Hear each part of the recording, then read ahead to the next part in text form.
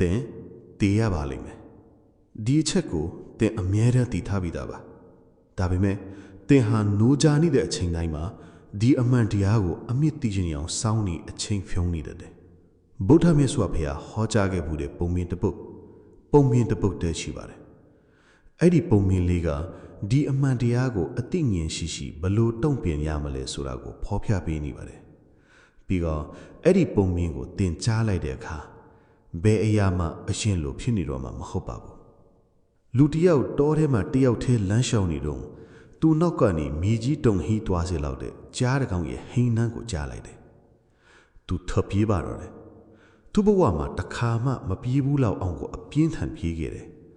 အဆုတ်တွေပူလောင်လာတယ်ခြေထောက်တွေလည်းခွေးရိုက်လာတယ်နောက်ဆုံးတော့မြေပြင်ကြီးဆုံးသွားပြီး6ကမ်းမတစ်ခုရဲ့အဆုံးကိုသူရောက်သွားခဲ့တယ်တခြားရွေးချယ်စရာမရှိတော့တဲ့အတွက်သူဟာတောနွယ်ပင်တပင်ကိုဆွဲခိုင်းလိုက်ပြီး6ကမ်းမအာကိုတွဲလောင်းခိုချလိုက်ရတယ်မတ်ဆောက်လုံးနဲ့6ကမ်းမကြီးရဲ့လေဟာပြင်းထဲမှာပေါ့ခဏတာတော့သူလုံခြုံသွားပြီလို့ထင်လိုက်တယ်အဲ့ဒီနောက်သူအောက်ကိုငုံကြည့်လိုက်တယ်6ကမ်းမရဲ့အောက်ခြေမှာအလွန်တရာစိတ်ရှည်သေးတဲ့စွာနဲ့စောင့်ကြည့်နေတဲ့ဒုတိယမြောက်ကြားတစ်ကောင်ကိုတွေ့လိုက်ရတယ်သူ့အထက်မှာတော့ပထမကြားက6ကမ်းမထိတ်ကနေခောက်တုံခောက်ပြန်လမ်းလျှောက်နေရင်စောင့်ကြည့်နေတယ်သူ့အောက်မှာလဲဒုတိယကြားကစောင့်နေပြန်တယ်တေမင်းနှစ်ပါးကြားကတခုတည်းသောတပ်ဆောင်ကျူးလီဖြစ်တဲ့နွယ်ပင်ကိုပဲထိုအမျိုးသားကကြစ်ကြစ်ပါပါစုပ်ကင်ထားရတော့တယ်သူ့အတွက်ရှေ့ဆက်စရာလမ်းလဲနောက်ဆုတ်စရာလမ်းလဲမရှိတော့ဘူးပြေးစရာနေရာမရှိတော့ဘူးစဉ်းစားစရာဘာတစ်ခုမှမကြမ်းတော့ဘူးသူ့ဘဝမှာပထမဆုံးအချိန်ဖြစ်လက်ရှိဖြစ်စုပံအချိန်လေးထဲမှာပဲသူလုံးလွှားစွာပိတ်မိသေးမှာပြီအဲ့ဒီအချိန်မှာသူနောက်ထပ်တစ်ခုကိုတတိထားမိလိုက်တယ်ကြွက်နှစ်ကောင်အဖြူတစ်ကောင်အမဲတစ်ကောင်ဟာ6ကမ်းမထိုက်ကနွယ်ပင်အစွန်းမှာပေါ်လိုက်ခဲ့တယ်ဖြည်းဖြည်းချင်းဘာအလင်းလိုမှမရှိပဲနွယ်ပင်ကိုသူတို့စတင်ကိုက်ဖြတ်ပါတော့တယ်ကြွက်အဖြူနဲ့ကြွက်အမဲကတလဲ့စီကိုက်ဖြတ်နေကြတယ်နေ့နဲ့ညလို့ဗုဒ္ဓမြတ်စွာဘုရားကနောက်ပိုင်းမှာတင်းကြားဟေပါတယ်သူတို့ရဲ့ကိုက်ဖြတ်ချက်တိုင်းကနွယ်ပင်ကိုပြတ်တောက်သွားဖို့ပူနီးစပ်လာစေခဲ့တယ်နွယ်ပင်လေးပွက်တိုက်ဆိုးပြက်လာတာကိုသူစောင့်ကြည့်နေရတယ်သူ့ရဲ့ချောင်းတွေအောက်မှာနွယ်ပင်အမြင်တွေတစ်ချောင်းပြီးတစ်ချောင်းပြတ်တောက်သွားတာကိုခံစားနေရတယ်သူ့အတွက်အချိန်မိနစ်အနည်းငယ်လောက်ပဲသူ့ဘဟုတ်အဲ့ဒီထက်တောင်နဲကောင်းနေနိုင်တော့တယ်ပြီးတော့သူပြင်းချလိုက်တယ်6ခန်းမနေရန်ကအကလဲငယ်တစ်ခုကပေါက်ထွက်နေတဲ့လက်တလန်းအမာမှာရှိရဲ့တောစတော်ဘယ်ရီတီလေးကိုသူတွေ့လိုက်တယ်နီရဲတောက်ပါလို့ပြည့်ပြည့်စုံလို့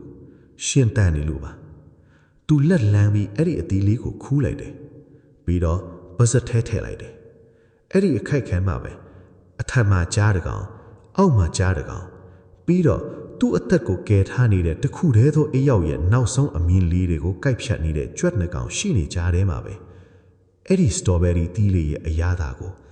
အဖြစ်အဝသူခန်းစားလိုက်တယ်အဲ့ဒါဟာသူ့ဘဝမှာစားဘူးသမျှထဲမှာအချိုမြင့်ဆုံးအရာပါ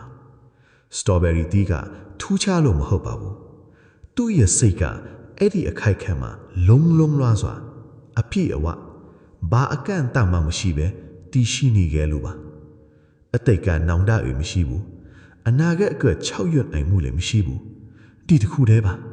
ဒီအချိန်လေးပါစတော်ဘယ်ရီတီးလေးတစ်လုံးနဲ့သာဒီပုံပြင်ကိုဟောကြားခဲ့တဲ့ဗုဒ္ဓမြတ်စွာဘုရားကနောက်ပိုင်းဘာဆက်ထင်သွားတယ်လဲဆိုတာကိုမိန့်ချခဲ့ခြင်းမရှိပါဘူးနွယ်ပင်ကခံနိုင်ရည်သွားသလားသို့မဟုတ်ပြတ်ကျသွားသလားထို့အမျိုးသားအသက်ရှင်သွားသလားသို့မဟုတ်ပြုတ်ကျသေးဆုံးသွားသလားဆိုတာကိုပေါ့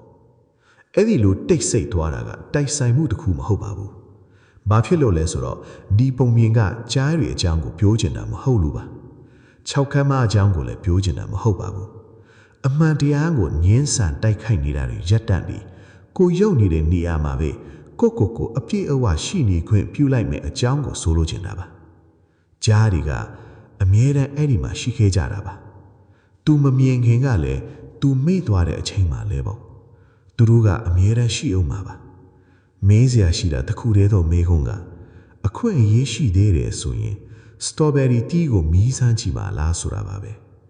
ဒါဟာဗုဒ္ဓမြတ်စွာဘုရားထက်ခါဟောကြားခဲ့တဲ့တရားပါ ဆင်းရဲဒုက္ခဆိုတာကြားတွေစီကလာတာမဟုတ်ပါဘူးပြေးလွှားနေရခြင်းကလာတာပါမတော်မဲ့မပြောင်းလဲသွားမှာမဟုတ်တဲ့အမှန်တရားတစ်ခုကိုအဆုံးအစမရှိအသေးအတန်းဈေးဆက်ညင်းဆန်နေခြင်းကဖြစ်ပေါ်လာတာပါအခုချိန်မှာတင်ဟာလဲຫນွယ်ပင်တပင်ပေါ်မှာတွဲလောင်းခုယူနေရပါတယ်ကြွက်တွေကလည်းကြိုက်ဖြတ်နေပါတယ်ဒါပေမဲ့တေးချေယူရှင်းတဲ့လက်ရှိခိုက်ခလေးတွေရဲ့နေရတဲ့ထိုင်အောင်မှာလက်ဖက်ရည်တစ်ခွအီးမြတဲ့လေပြေးတစ်ချက်ပဒင်းပေါက်ကနေလှမ်းမြင်ရတဲ့လှပတဲ့မြင်ကွင်းတစ်ခု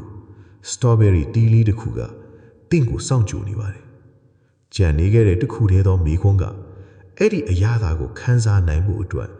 တင်ဟာလက်ရှိပြစ်စွတ်ပန်အချိန်မှာအပြည့်လိုကနေလိုက်နေပြီလားဆိုတာပါပဲ